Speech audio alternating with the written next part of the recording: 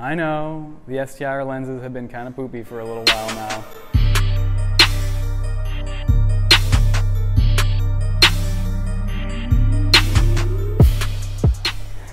Val from Overlit's back.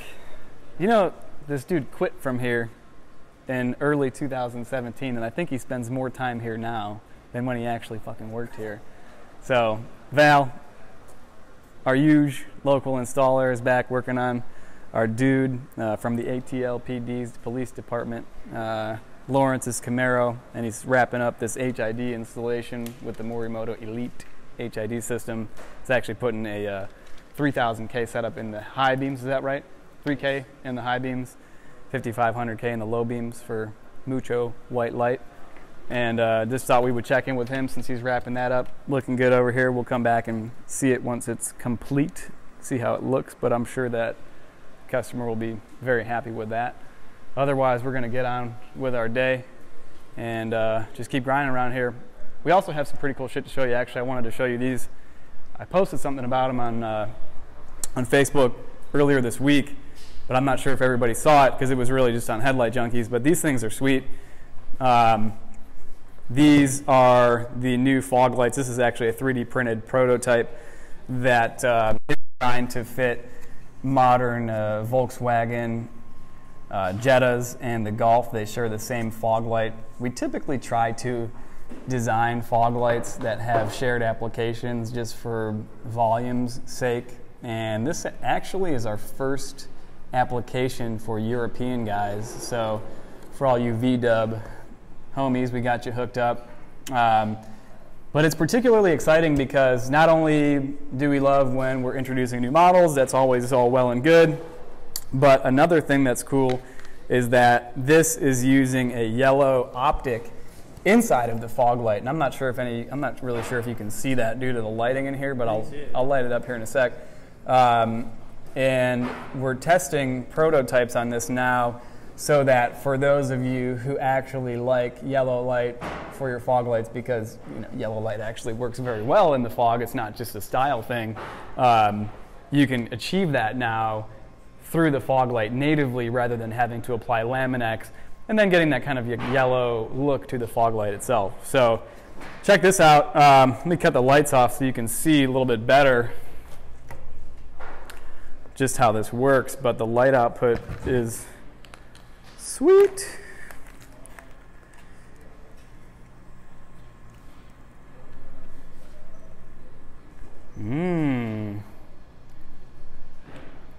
Delicious. Here, let me blast it in there a little bit. Oh, yeah. Give you a little bit of that love. Oh man, you can see a little bit better. Sorry for all the crap over here right now. We got a lot going on. But as you can see, the beam pattern is more or less what you would typically expect out of something with the newer triangulated optic that we use in all the Type S fogs, Type GMs, and a handful of other popular models. It's just yellow. There's really no reduction in the luminosity or the output of the fog light. You're just going to create more yellow light.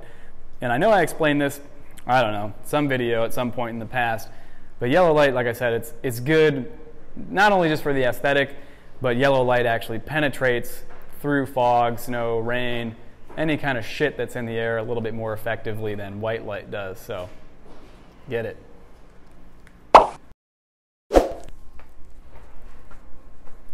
Okay, I'm back. What's up? Something else that we're going to be doing today is looking at this Tundra headlight. And I don't really care about a Tundra headlight, so to speak, but it's based on a reflector. And a lot of our viewers, a lot of our customers have said, they watched our HID versus LED versus halogen comparison. And they said, okay, well, cool, yeah, it's in a projector, but what if I have a reflector headlight? And we know a lot of customers do. It's very common. So we're going to use this Tundra headlight today, and we'll do a similar comparison, again, with the Peak LED H4 high-low bulbs, a Morimoto XB HID bi-xenon bulb, normal halogen bulb that's already in here. This is just a standard Sylvania incandescent. And what we're going to do to spice it up a little bit more is I'm going to actually do a retrofit. So we're actually going to put a mini D2S 4.0 in this thing, which, for those of you who have done it, especially in a housing that's based on an H4 halogen bulb, it's super fucking easy. So we're going to go through and we're going to compare all of those just to give you a little bit more enlightenment if you have a halogen reflector-based headlight. So something else to look out for. We're going to be doing that today, as well as recording a handful of other videos. Zach's Lexus is getting a little fog light conversion today. I just shot on the Camaro. Yeah, Val's working on that Camaro. We got to wrap up the Camaro that was in here last week. We're doing a taillight install, the sequential LED taillights, which are badass.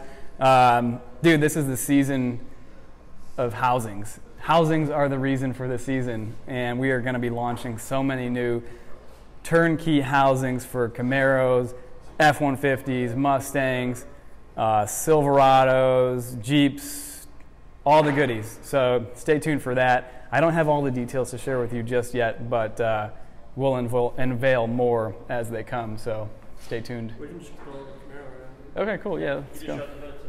Cool.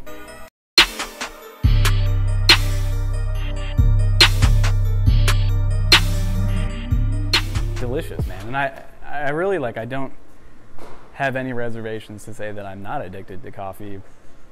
I am. I just love it so much. But there could be worse things. Remember that. You done? You done, bro? I don't perform miracles. I don't know, man. I've seen you perform some miracles before. Too early for that.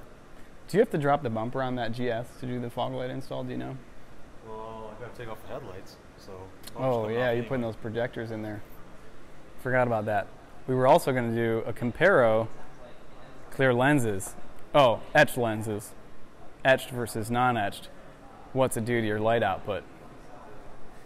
I don't know. We'll see. Actually, I do know. What's it do to your output? All right. Well, Val's not done here. You were lying to me. We heard the HUD shut. Yeah, I guess not.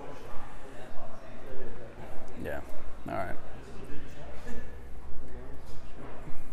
These are the projectors that Val did for that GS, which, by the way, are pretty fucking sweet.